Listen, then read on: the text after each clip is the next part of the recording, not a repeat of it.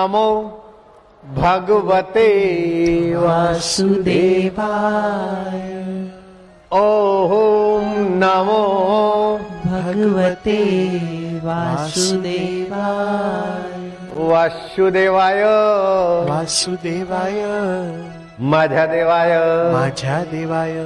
भगवान को अपना मानने से प्रीति पैदा होती है।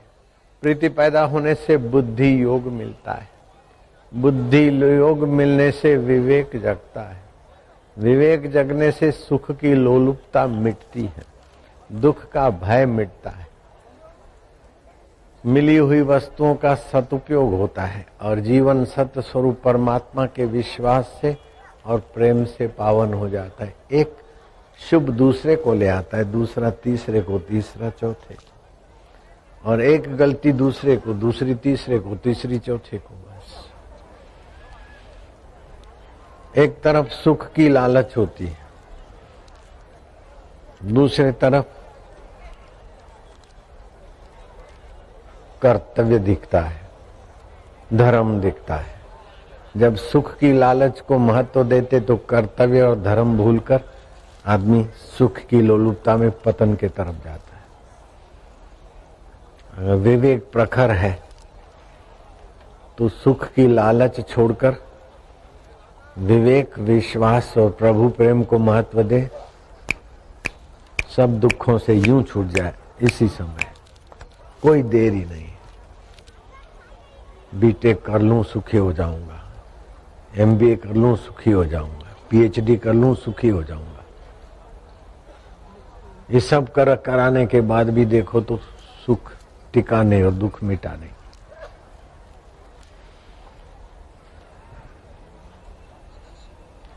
शाश्वत और नश्वर क्या है, नित्य और अनित्य क्या है, उसका विवेक करें। नित्य की निकटता बढ़ते तो सारे दुख मिट जाए। नित्य की निकटता का महत्व समझ जाए, अनित्य का सदुपयोग करने का सामर्थ्य आ जाएगा।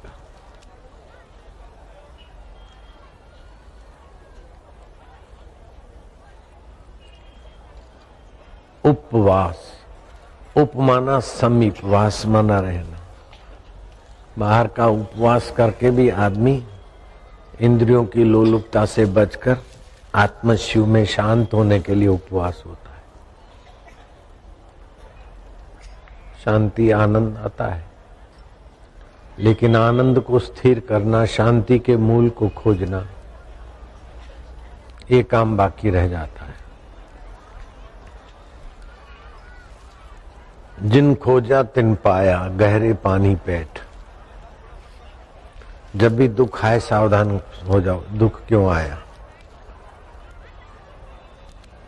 दुख आया नासमझी से, दुख आया आसक्ति से, दुख आया सुख की वासना से। दुख भगवान ने नहीं बनाया, दुख प्रकृति ने नहीं बनाया, और दुख हम चाहते नहीं, फिर भी दुख से पीछा नहीं छूटता।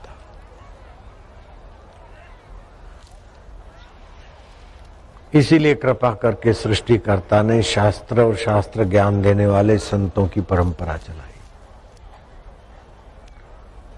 तुम्हारे हमारे पास तो क्या है, राजा भरतरी के पास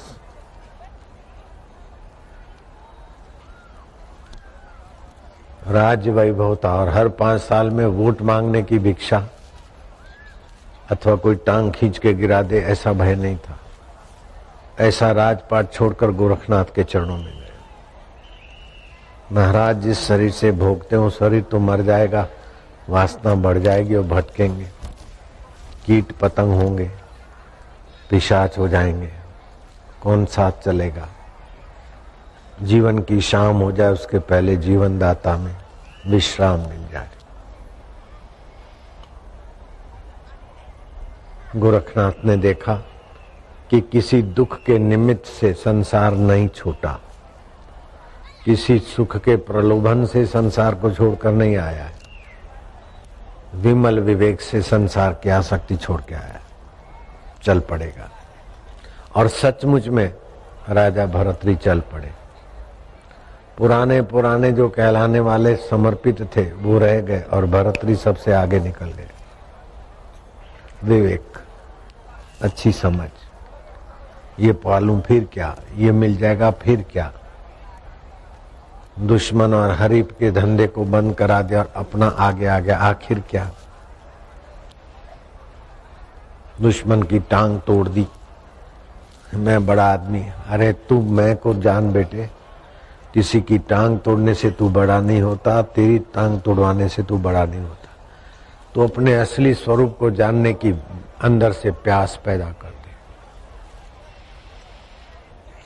मंदिर में जाते हैं, उपवास करते हैं, उत्सव मनाते हैं, लेकिन अंदर का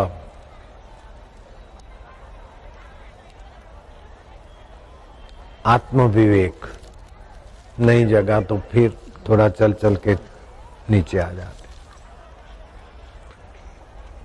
आत्म विवेक ये अनुभव करा देगा कि आत्मलाभान परम लाभम न विद्यते। आत्मलाभ से बढ़कर कोई लाभ नहीं है। आत्मज्ञानात् परम ज्ञानम न विद्यते।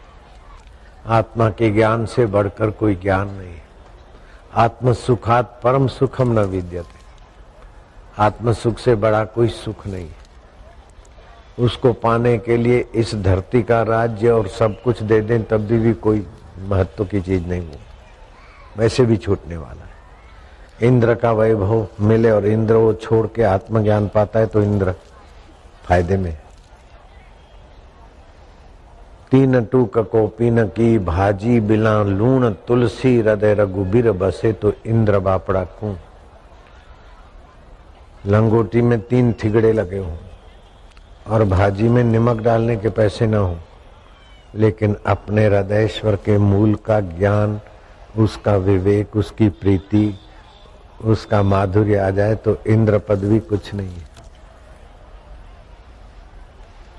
पीत्वा ब्रह्म रस योगिनो भूतवा उन्मतः इंद्रोमपि रंकवत भाष्येत। इंद्र भी कंगाल जैसा लगता है उस आत्म सुख के आगे। ऐसा आत्म सुख मनुष्य जीवन में ही पा सकते हैं। दुर्लभो मानुष्यो देहो, मनुष्य देह दुर्लभ है क्योंकि इसमें विवेक वाली बुद्धि मिली है, खाली उसको जगाना है। दुर्लभो मानुष्यो देहो देही नाम क्षण भंगुरा। कब कहाँ चलते चलते मृत्यु आ जाए। अभी छाती ठोक के गए थे कि चिंता मत करना, मैं बैठा हूं, मैं बैठा हूं। थोड़ी देर के बाद फोन आया कि हार्ट फेल हो गए, एक्सीडेंट हो गया अथवा कुर्सी से निकाले गए। इन बुलबुलों और तरंगों का क्या भरोसा करना। ये संसार के संबंध बुलबुले और तरंग जैसे। तुलसी भरोसे राम के निश्चिंत हुई सोए। जो पहले तुम्हारे रोम रोम में रम रहा था अभी है, बाद में रहेगा। उसके साथ अपना संबंध जो तुम्हारा है उसकी स्मृति करो बस। तुलसी भरोसे राम के निश्चिंत हुई सोए। अनहोनी होनी नहीं, होनी हो सो हो। शरीर को कोई माई का लाल सदा रख नहीं सकता और आत्मा को तो भगवान भी नहीं मार सकता। फिर डर आपादापी किस बात की। आपादापी है कि मिथ्या कल्पना और मिथ्या समझ से परेशान हो गए। झाग को पकड़कर उसमें नाव चलाना चाहते।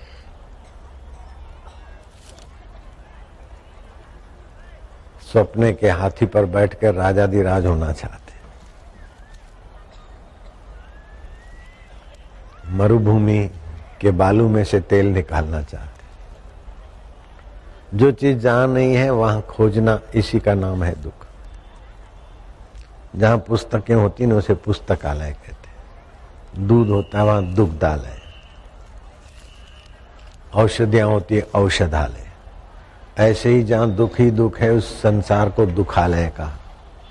ऐसे दुखालय संसार की चीज वस्तु पाकर बड़ा बनकर जो सुखी होने की मजदूरी करते हैं उनके हाथ दुखी दुख लगता है।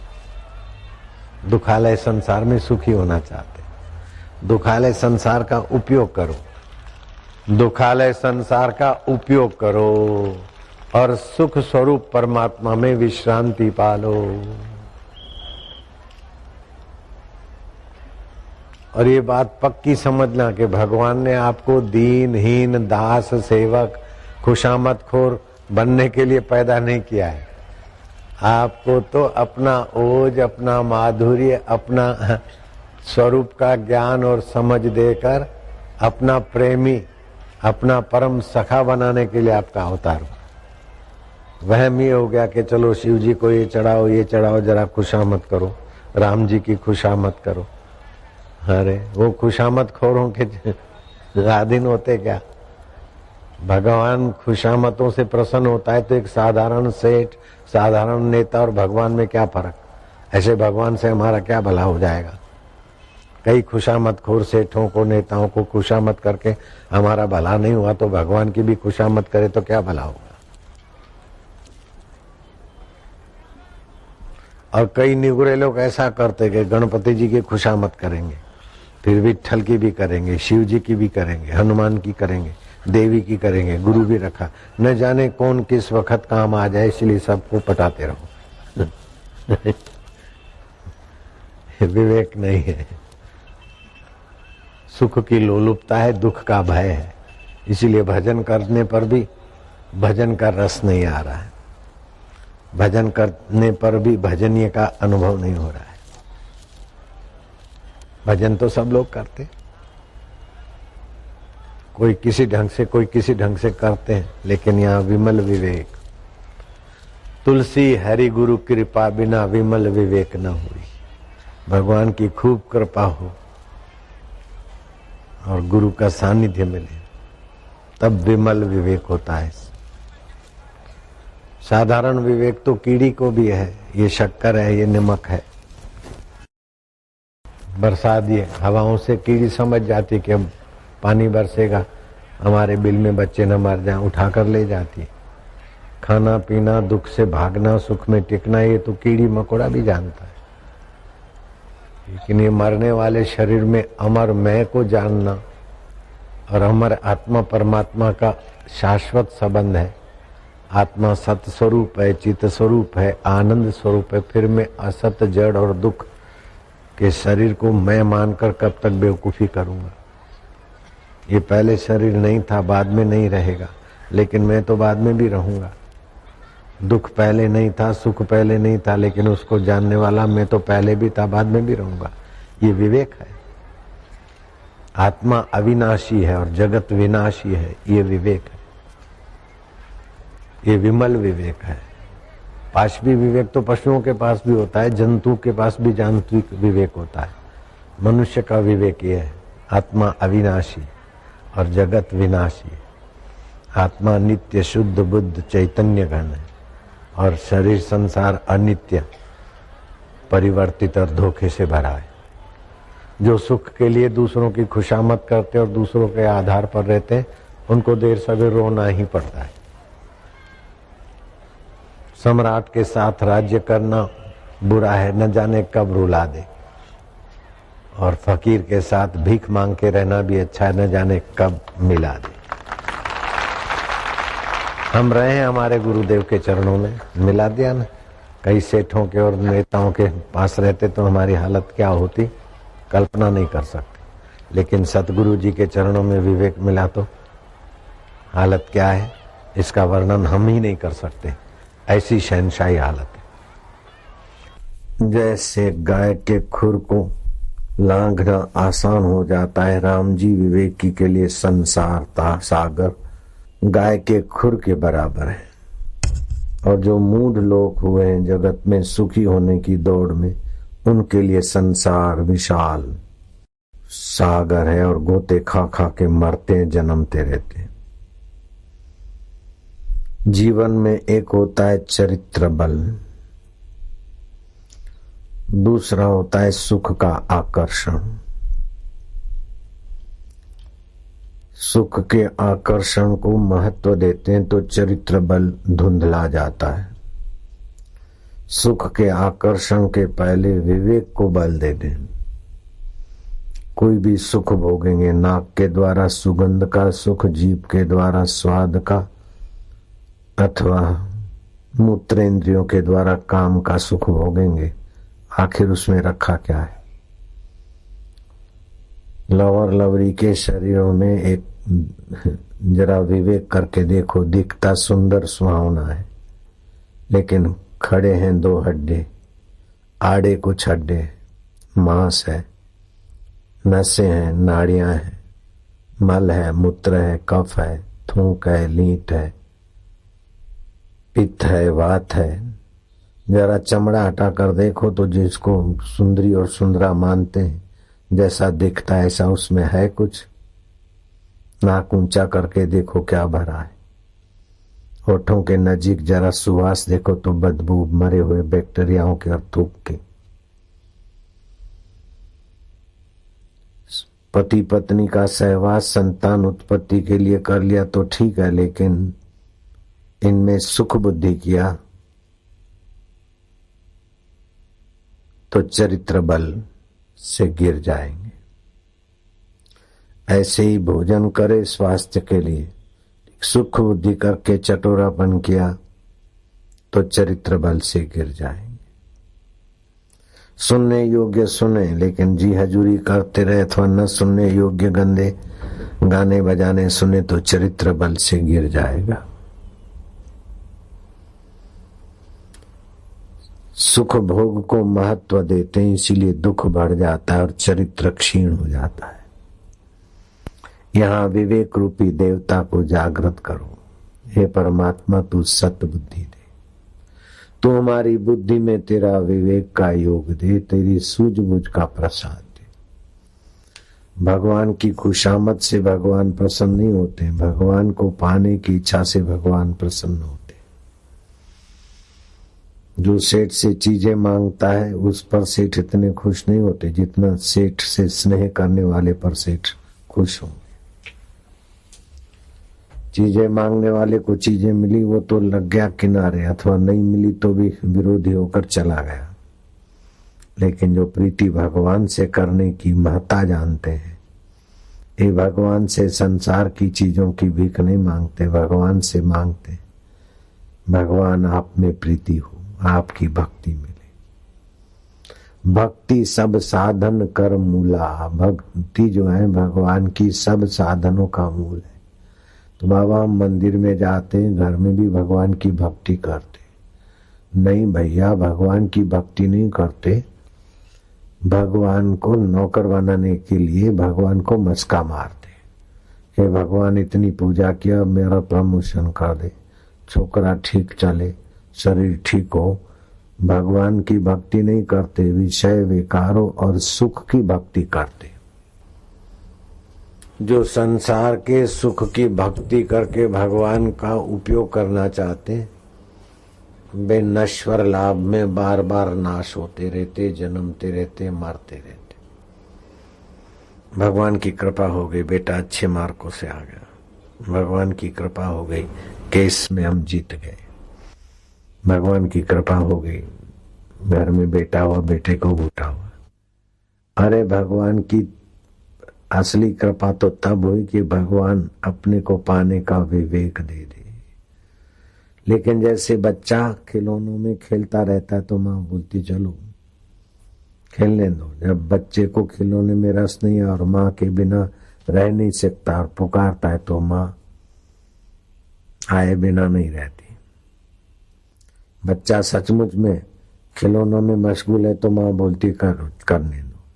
ऐसे ही हम ये भगवान की माया के खिलौनों में मशगूल हैं तो भगवान बोलते चलो खेलने दो, भटकने दो, अपने आप चिल्लाएंगे। और चिल्लाते फिर भगवान को बोलते जरा ये खिलौना ठीक कर ले, ये खिलौना ठीक कर ले। ये बालक मती है। भगवान को कह के भगवान अब इन खिलौनों से, नाक से सुगंध का खिलौना, काम इंद्री से पति पत्नी के संबंध के खिलौने, इन खिलौने में तो हमारा समय, शक्ति, आयुष्य नष्ट हो गया। तो आपके पास विवेक जगेगा तो भगवत विश्वास में दृढ़ता आएगी, चरित्र में दृढ़ता आएगी, वास्तविक सफलता के साम्राज्य को आप पालेंगे। बस ये तीन चीजें आ गई। तो नित्य क्या है, अनित्य क्या है, मैं क्या हूं और यह क्या है, यह जो है बदलता है अनित्य, और मैं नहीं बदलता, नित्य है। जैसा मैं आत्मा हूं नहीं बदलता, ऐसे मेरे परमात्मा भी नहीं बदलते। जैसे घड़े का आकाश है वही महाकाश है, और जो महाकाश है वही घड़े में आकाश। ऐसे ही जो आत्मा दिखता है वही जीने की लालच से शरीर को मैं मानने से जीवात्मा है, और शरीर को मैं न मानने से, अपने स्वरूप को जानने से वही ब्रह्म हो जाता है। ये काम कठिन नहीं है विवेकी के लिए। परीक्षित राजा को 7 दिन में शुकदेव जी की कृपा से वो विवेक जगा, और आप अयम आत्मा ब्रह्म।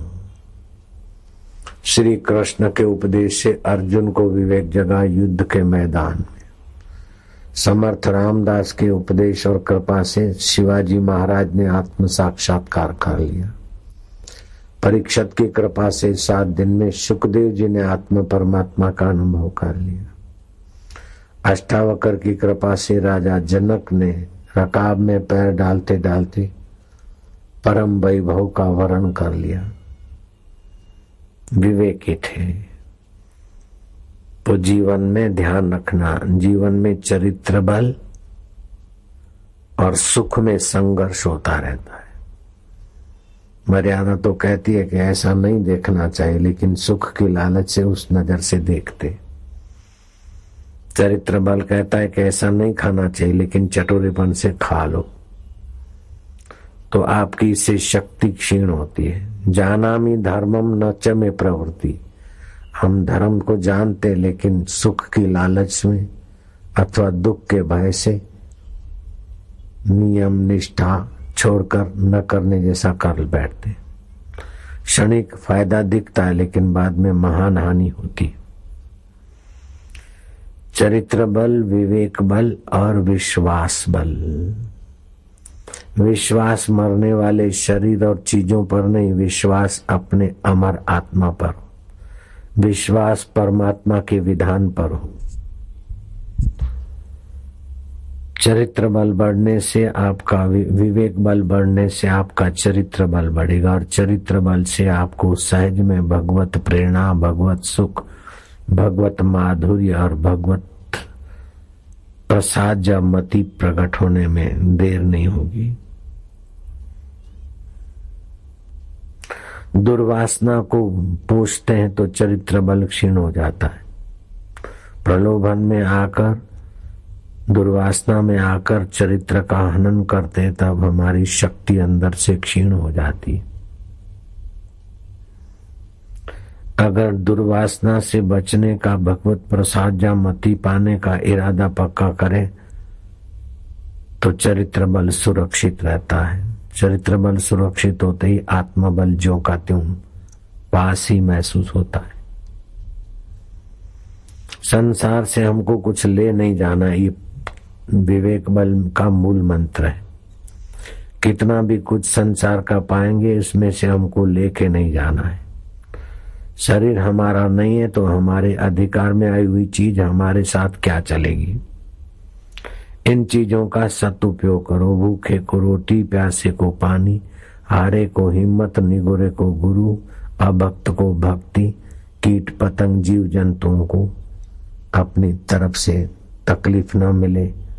अगर किसान है तो बैल से काम लेते, बैल बुढ़ा हो जाए तो कसाई खाने न भेजो, बैल को निर्वाह करो।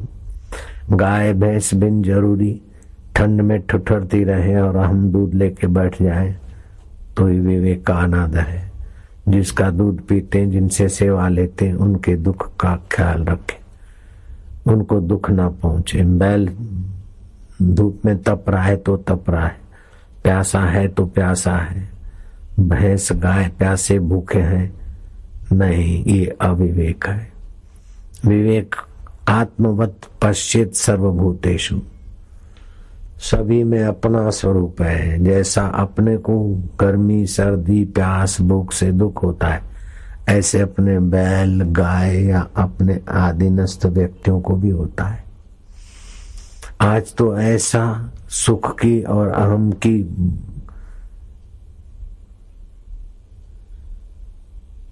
दौड़ है कि हजारों हजारों लोगों की रोजी छीन कर भी बड़े बड़े उद्योग और यंत्र लग गए। मनुष्य ने विवेक को इतना नाश कर दिया है कि चावल के डिजाइन के पत्थर अथवा पत्थर के पाउडर से दूसरे नकली चावल बनते, वो चावल नहीं होते हैं। मार्बल की खदानों में जो पाउडर फेंक देते सड़कों पे, उसी प्रकार के पाउडर में से नकली चावल बनते। पत्थर के पाउडर से नकली चावल बनते और खाने के चावलों में मिला दिए जाते। इतनी गिरावट आ गई चरित्र बल में। विवेक नहीं है, जो छोड़ जाना है उसके लिए इतना पाप करते, फिर कितना भोगना पड़ता है इसका पता नहीं। थोड़े से फायदे के लिए कई भाइयों की जान से खिलवाड़, कई निर्दोष नन्हे मुन्ने बच्चों की जिंदगी खराब करते। बच्चे भी तो चावल खाते और वो बेचारे बच्चे चावल चबा के क्या खाएंगे, थोड़े निगल भी गए। तो सुख की लालच और दुख के भय से आदमी, विवेक तो है लेकिन विवेक को दबाकर न करने योग्य कर्म करता है, न करने जैसा विचार करना है, न करने जैसी जगह पर जाता है। भगवान तो विवेक देने को तत्पर है, लेकिन हम बाह्य सुख की लालच और दुख के भय से इतने आक्रांत हैं कि परम सुहृद पद पद पर हमारा साथ सहयोग देने को तत्पर है और हमें अपने वैभव का धनी बनाने के लिए तत्पर है। हम विवेक का अनादर कर देते हैं। विवेक का अनादर करने से भगवान की सत्ता और भगवान के विश्वास में भी डगुमगु हो जाता है। भगवत विश्वास खो दिया, विवेक खो दिया तो बचा क्या? फिर चरित्र रहेगा कैसे?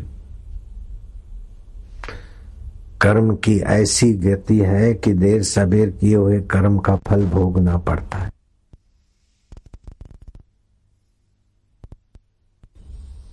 ईश्वर का संविधान अकाट्य है, आप उसको जुठला नहीं सकते। बोले हमने पाप किया है, अभी पुण्य करे तो पाप तो हमारे कट जाएंगे। नहीं, पुण्य करो, पुण्य का फल तुम्हारे लिए सुख और समृद्धि बनेगा, अथवा पुण्य के बल से जो और चीज चाहो। लेकिन पाप का फल जो कर चुके हैं उसका तो कुछ भोगना ही पड़ेगा। हाँ, पुण्य के प्रभाव से पाप के फल के दुख का प्रभाव कम हो जाए, सत्संग मिल जाए पुण्य प्रभाव से, और सत्संग के प्रभाव से दुख की चोट कम हो जाए, लेकिन दुखद प्रारब्ध तो दुख देगा। जैसे हमने 100 आम के पेड़ लगाए और 50 पड़ोसियों को परेशान करने के लिए बबूल के कांटे के पेड़ लगाए।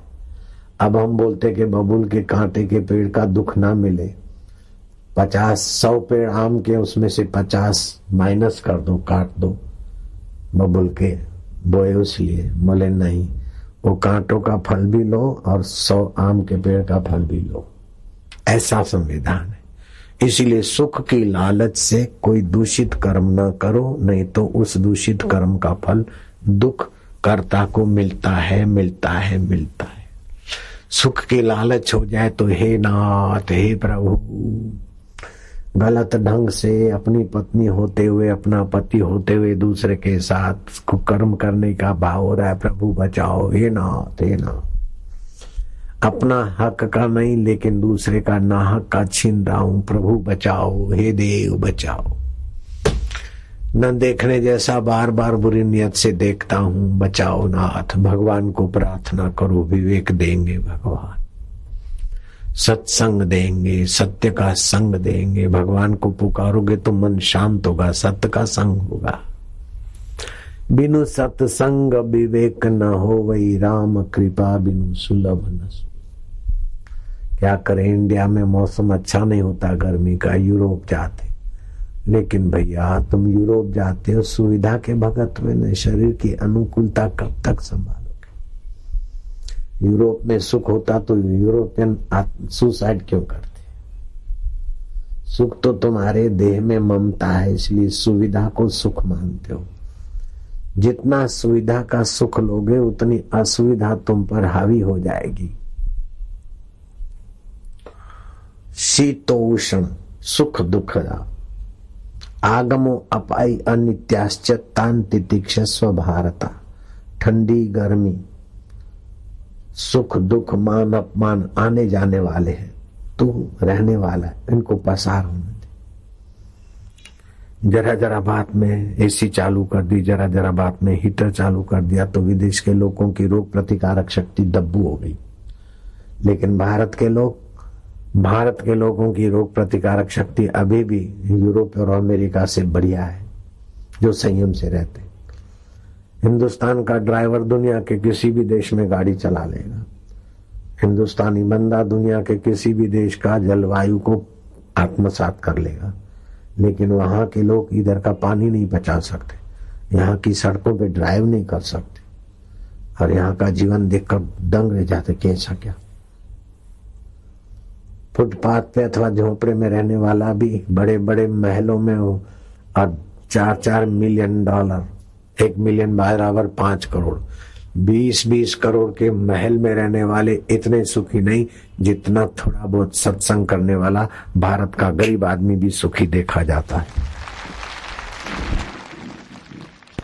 लॉर्ड मैकाले आए और भारत में भटक भटक के उस नतीजे पे आए कि यहाँ तो लोग सुखी हैं। सासू बहू साथ में रहती, पति परायणा महिलाएं हैं, अपनी पत्नी होते हुए दूसरी महिला से गलत संबंध जोड़ने वाले लोग की संख्या यहाँ नहीं मत होगी। माँ बाप का आदर करने वाली सज्जन संतान है, और संतान प्राप्ति के लिए संसार में उतरने वाले सज्जन सदग्रस्त है। यहाँ कोई भिखारी नहीं देखा मैंने, बेघर नहीं। इस हिंदुस्तान को गुलाम बनाना इम्पॉसिबल है, कठिन है। स्वात्माभिमान से दूसरे का हक नहीं लेंगे, दूसरे का शोषण नहीं करेंगे। गरीबी अमीरी स्वप्न है, लेकिन हक का खाकर परमात्मा अपना है, उसका सुख लेने वाले लोग। तो फिर हिंदुस्तान को कैसे तोड़ा जाए, कैसे गुलाम बनाया जाए, खोजते खोजते उसने बताया कि पहले इनके धर्म में से श्रद्धा हटाई जाए। और कुप्रचार चालू हुआ कि ये वेद भगवान की वाणी नहीं, ये तो घेटे बकरे चराने वाले लोग गाते थे। गीता सच्ची नहीं है, रामायण एक कवि की कल्पना है, फलाना है। ये ऐसा करके हमारी धार्मिक आस्थाओं से रुचि कम हो जाए, और पैंट शर्ट पहनना, सफारी पहनना, टाई पहनना, ये सुधरे हुए आदमी का काम है। सादा रहना और ऊंच विचार, ये तो बोले देहाती लोग हैं। तो इस प्रकार हमारी मानसिकता उन्होंने बदलने के लिए, हमारी संस्कृति में हीन भावना, हमारे संतों के प्रति हमारी अश्रद्धा, हमारे देवी देवताओं के प्रति हमारी अश्रद्धा, हमारे शास्त्र के प्रति हमारी अश्रद्धा, और उनके ज्ञान के प्रति हमारी श्रद्धा। उनका ज्ञान क्या है? वो बोलते हैं पहले पृथ्वी भगवान ने, गॉड ने बनाई, 3 दिन के बाद सूरज और चंदा बनाया। अब उनसे मैं प्रश्न करता हूं कि पृथ्वी बनाई, 3 दिन के बाद सूरज चंदा बना, तो दिन रात कैसे आपने देख लिया? और पृथ्वी भगवान ने बनाई तो कौन से रॉ मटेरियल से बनाई, कहां बैठ के बनाई? कोई जवाब नहीं। फिर आगे चलता है उनका कपोल कल्पना दर्शन शास्त्र कि पृथ्वी बनी, फिर जल समुद्र बना, और समुद्र में बैक्टीरिया डेवलप हुए।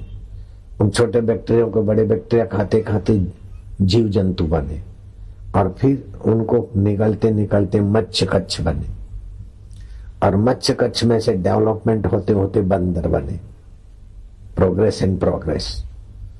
और बंदर में से डेवलप होते होते हम मनुष्य बने। तो बंदर में से डेवलप होते होते मनुष्य बने, तो अभी बंदर में से मनुष्य क्यों नहीं बनते? कोई जवाब नहीं। मत्स्य कच्छ में से अभी बंदर क्यों नहीं बनते, और बंदर में से अभी मनुष्य क्यों नहीं बनते?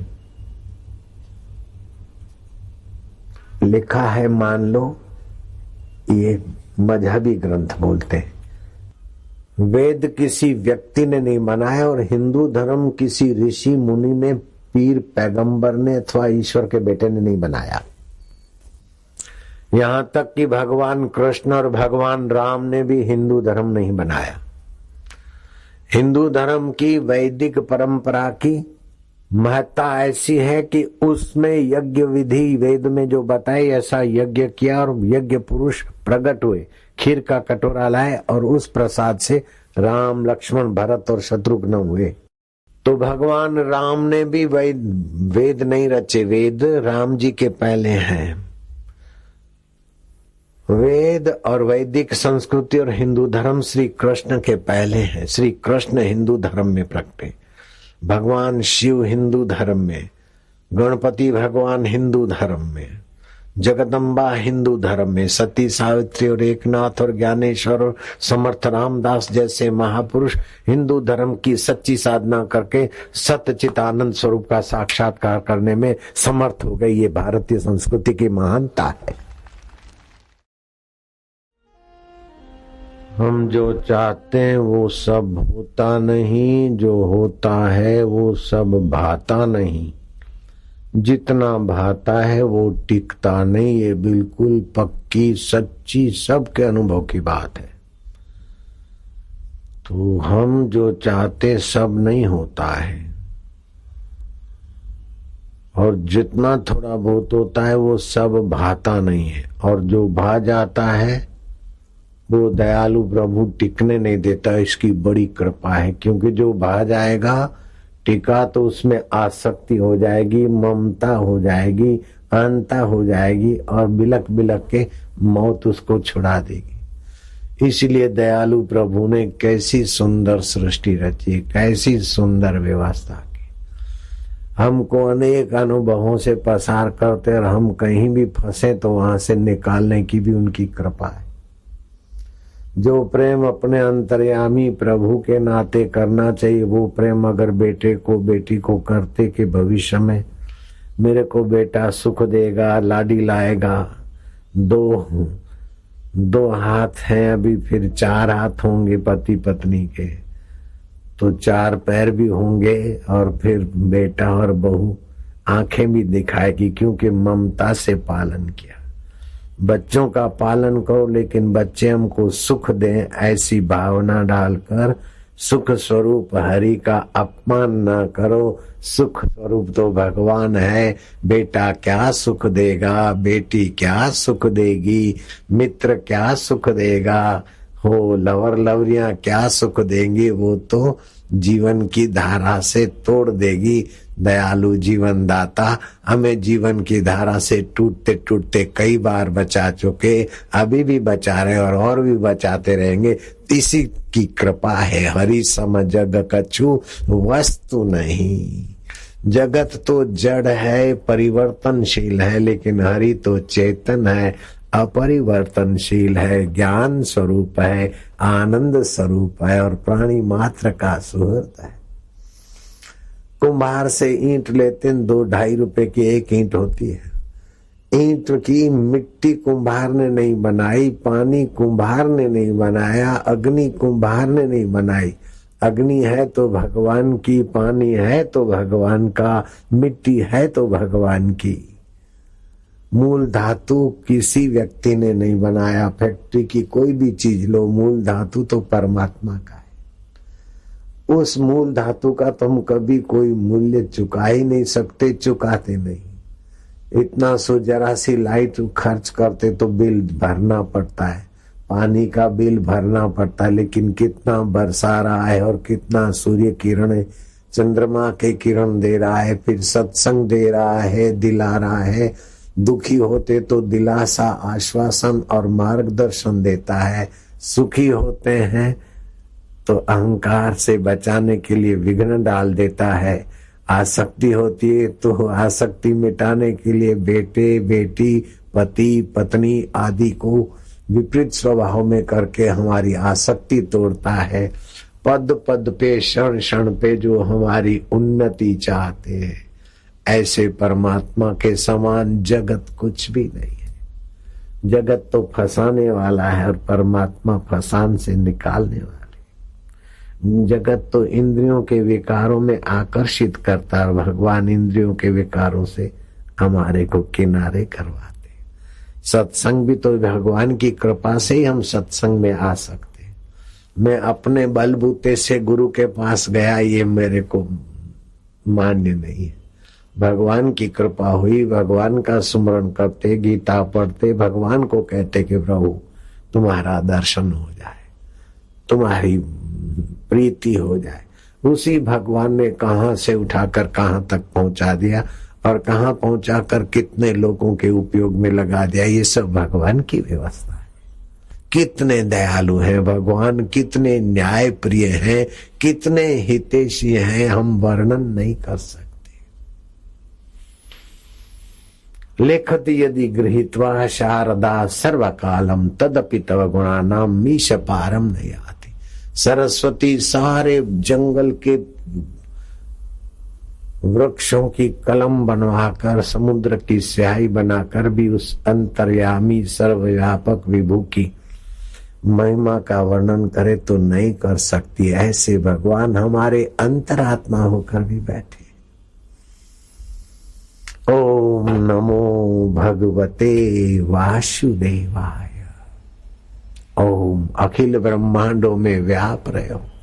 नमो हम तुम्हें नमन करते हैं। भगवते कृष्ण भगवान, शिव भगवान, राम भगवान, गणपति भगवान, सूर्य भगवान, अनेक भगवानों के रूप में प्रकट होते हुए भी सब में ज्यों के त्यों बसे हैं। जैसे समुद्र में अनेक जगहों में बड़े तरंग होते हुए भी समुद्र में पानी व्याप रहा है, ऐसे ही अनेक भगवत अवतार होने पर भी सबके हृदय में आप ही विराजमान है। प्रभु हरि सम जग कछु वस्तु नहीं, प्रेम पंथ सम पंथ।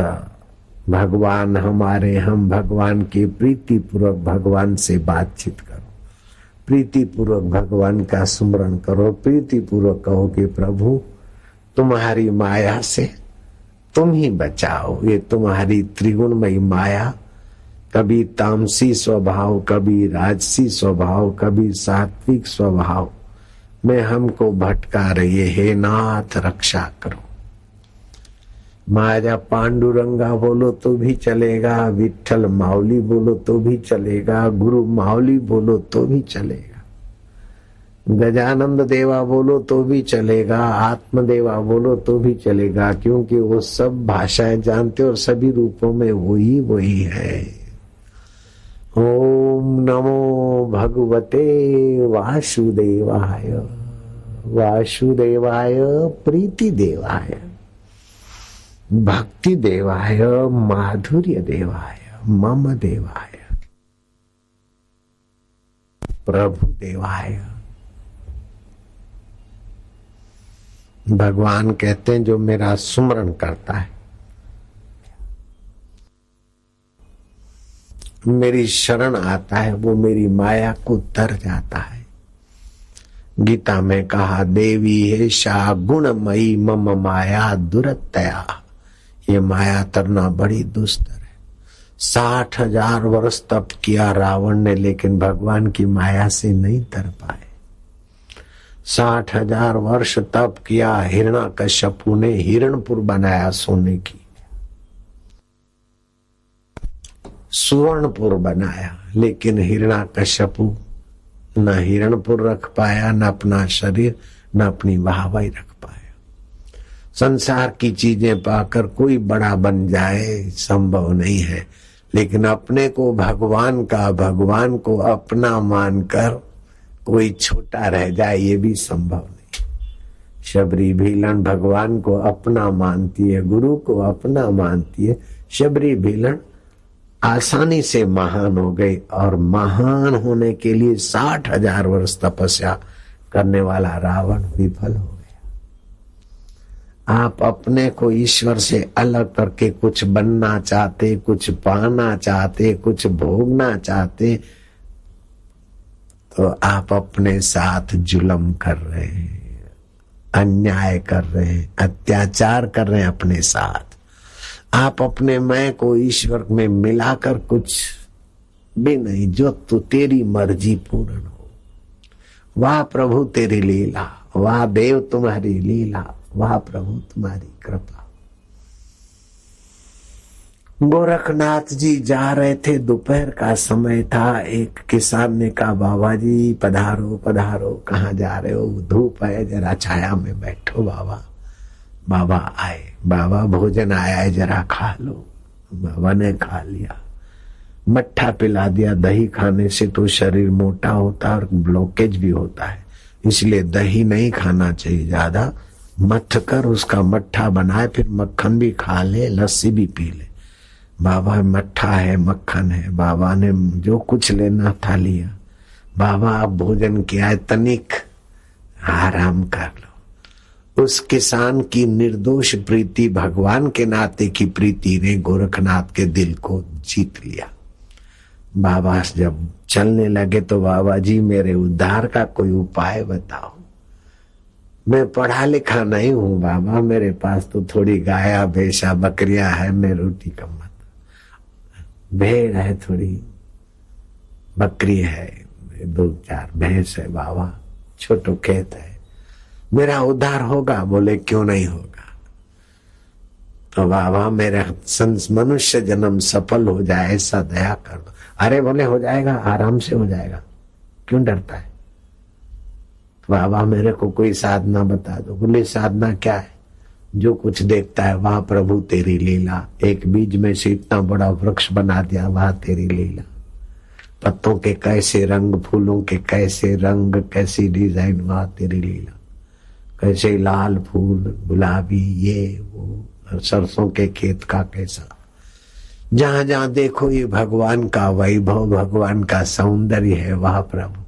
मेढक ट्रें ट्रें करता और भैंस मां हुए करती है, कैसा कैसा सबको कराता है, वाह प्रभु तेरी लीला। भेड़ हरा हरा घास खाती है, पीला पीला सूखा घास खाती है और सफेद दूध बनाती है। दुनिया के सारे बुद्धिमान विज्ञानियों को दे दो, 1000 किलो घास दे दो, आधा किलो दूध मशीन में नहीं बना सकते, और ये कैसी मशीनें बनाई, वाह प्रभु तेरी लीला। और फिर ये भेड़ जब बच्चे देते तो छोटे छोटे बच्चे प्यारे लगते ना, उनकी आंखों में देखना कि कैसी छोटी छोटी आंखें, कैसी निर्दोष आंखें, और कैसा उनकी आंखों के द्वारा तू देखने की सत्ता देता है, वाह प्रभु तेरी लीला। भेड़ के बच्चे को प्यार करो, लेकिन भेड़ का बच्चा प्यारा लगता है तो उसकी निर्दोषता में भगवान का ही प्रेम है ना। बोले हाँ महाराज ये तो अच्छे, और क्या? अरे बस ये हो गया साधना। तो प्रीति पूर्वक भगवान को अपना माना, और जो कुछ देखो भगवान तेरी लीला, वाह प्रभु तेरी लीला, वाह वाह प्रभु वाह। इतना तो जान। बोले इतना तो कर लूंगा। अब गोरखनाथ तो चल दिए, और वो किसान को मिल गई युक्ति। आसमान में देखे तो तारे टिमटिमा रहे, चांद चमक रहा है। चलो तो आसमान देखे, आसमान सब तारे, तारों का चांद भी तू, तेरा मकान आला जहां ता बसा है तू।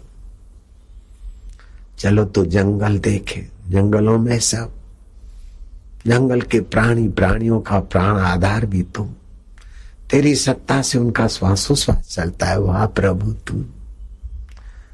जो जो भक्त गोरखनाथ के दर्शन की और थोड़ा सा सीख मिल गई, जैसे बैटरी मिली और 50 कदम आप चले और चलते जाओ, रोशनी होती जाएगी।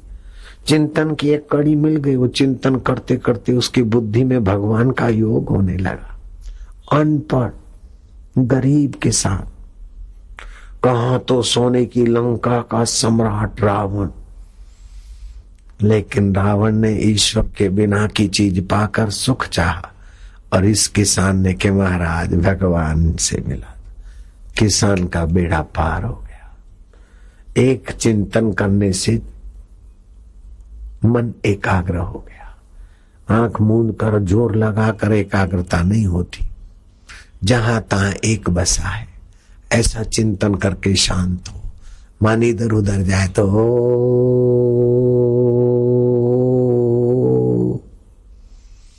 फिर देखते रहो। चाहे आकाश को देखो, चाहे भगवान की मूर्ति को देखो, चाहे स्वस्तिक या ओमकार को देखो या गुरुदेव को देखो, जितनी देर देख के बैठ के शांति लो। उस शांति प्रीति से भगवत प्रसाद बुद्धि बनेगी। बुद्धि के दोष दूर होते जाएंगे, तुम मन को गलत जगह नहीं जाने देगी। मन को गलत जगह नहीं जाने देगी तो इंद्रियां विकारों में गिरकर जल्दी बुद्धि नहीं बनेगी, जल्दी पाप के खाई में गिरकर नीच योनि में नहीं जाएगी, क्योंकि उसे आधार मिल गया है। अंतरात्मा का आधार है, ज्ञान का आधार है, तत्व ज्ञान का आधार है, गुरु स्मृति का आधार है। जब इंद्रियां और मन निराधार होते तो विषय विकारों में गिरते। जब भगवान के नाम का आधार है, स्मृति का आधार है, सत्संग की बातों का आधार है, तो भगवान उसको पद पद पे सत प्रेरणा भी देते। एक राजा को स्वप्न आया और मंत्री को पूछा कि मुझे स्वप्न आया, अल्लाह ताला ने कहा है कि टैक्स वैक्स डालकर तेरे खजानों को छलका दे। रात को मुझे खुदा ने स्वप्न दिया है। मंत्री सत्संगी था, बोले ये अल्लाह ताला ने स्वप्न नहीं दिया कि खजाने छलकाओ। अल्लाह ताला स्वप्न देते तो लगता कि ये जो खजाने हैं वो भी छोड़ के मरोगे, इसलिए ज्यादा टैक्स न डालो और पब्लिक को, प्रजा को अपने संतान की नहीं पोषो। प्रजा का शोषण करके अपने शरीर और अपने परिवार और बीवियों के लिए काले कर्म नहीं करो, ऐसा खुदा बोलते। ये जहां पना खुदा का स्वप्न नहीं है, आपकी शैतानी वृत्ति का स्वप्न है। आपके मन में जो शैतानियत भरी है ना, उसका है। और वो राजा तो सत्संगी था नहीं, अरे मारे उसको 2 धक्के 2 थप्पड़ मार दी। राजा ने बोले मेरे राज में नहीं रहेगा, भगा उसको। आदेश दिया जंगल के बाहर छोड़, राज्य के बाहर जंगल में छोड़ दिया। सम्राट के साथ राज्य करना भी बुरा है, न जाने कब रुला दे। संतों के साथ भीख मांग कर रहना भी अच्छा है, न जाने कब मिला दे। आए है कब मिला दे। मंत्री भटकता भटकता उस संत के पास पहुंचा। कौन सा संत? गडरिया, गाय भैंस और बकरी भेड़ चराने वाले। वो मंत्री को देखते ही बोला, अच्छा राजा को आया था स्वप्न, प्रजा पर टैक्स डालकर खजाना छलकाने का, और तुमने कही सच्ची बात। लेकिन शैतानियत वाले मन को सच्ची बात अच्छी नहीं लगी, तुमको 2 थप्पड़ मारे और तुमको ठुकरा दिया। भगवान कितना दयालु है कि राजा की खुशामद करते करते तुम्हारी जिंदगी खराब ना हो जाए, क्योंकि तुम सत्संगी हो। तो राजा के द्वारा ही तुम्हारे को 2 थप्पड़ लगवा कर भगवान ने अपना प्राकृतिक वातावरण में भेज दिया। वाह प्रभु तेरी लीला, वाह प्रभु तेरी लीला। कितनी कृपा किया मंत्री आपके ऊपर भगवान ने। मंत्री दंग रह गया कि ये गडरिया है कि परम योगी है, ये कौन महापुरुष है, मेरी सारी बात जान गया। जो आप भगवान में मन लगाते हैं तो आप के दोष चले जाते हैं, तो स्वाभाविक शक्तियां हैं आपकी। जैसे आंख स्वाभाविक देखती है, कान स्वाभाविक सुनते, ऐसा चित्त स्वाभाविक समझ लेता है कई बात। ठुकराया हुआ राजा के द्वारा, ठुकराया हुआ मंत्री गडरिये के द्वारा भगवत रस का आस्वादन करके दंग रह गया और गया राजा के पास कि राजा आपका भला हो, आपने मेरे को निकाल दिया, लेकिन मुझे एक महापुरुष मिल गया और आपके स्वप्न की बात भी उनको पता चल गई। खजाना भरपूर करना चाहिए, और मैंने जो आपको सत्संग के संस्कारों से कहा वो भी उसने मेरे को बोल दिया। बोले ऐसा हो सकता है क्या? कितना भी शैतानियत हो फिर भी उसमें कुछ न कुछ इंसानियत तो होती है, चाहे किसी जाति का मनुष्य हो। जन्मजात कोई बुरा नहीं है। वजीर ने राजा से बात करी और वो राजा जो खजाना भरने को उत्सुक था, उस गडरिये की मस्ती और उसकी आंखों की चमक, चेहरे की मुस्कान और दिल की निर्दोषता देखकर राजा ने सोचा धिक्कार है मेरे राज्य वैभव और इस शैतानी चाल को कि खजाना छलो छल करे, खुदा ने कहा है। खुदा ने नहीं कहा, मेरी खुदी ने कहा है। रावण की खुदी ने रावण को बेहोश किया था। हिरण्यकश्यपु की खुदी ने हिरण्यकश्यपु की खुदी को बेहोश किया था। हिटलर की खुदी ने हिटलर को बेहोश किया था। सीजर की खुदी ने सीजर को बेहोश किया था। आज मेरी खुदी मुझे बेहोश कर रही थी। मंत्री पद में भले मैं राजा हूं, लेकिन तू राजाओं का राजा, इस महाराज से मेरी मुलाकात करा दी, मैं तुम्हारा शुक्रगुजार हूं। ऐसा शैतान राजा भी तो अच्छाई से भी तो भरा है। बुराई दिखती है आगंतुक है, अच्छाई असलियत है।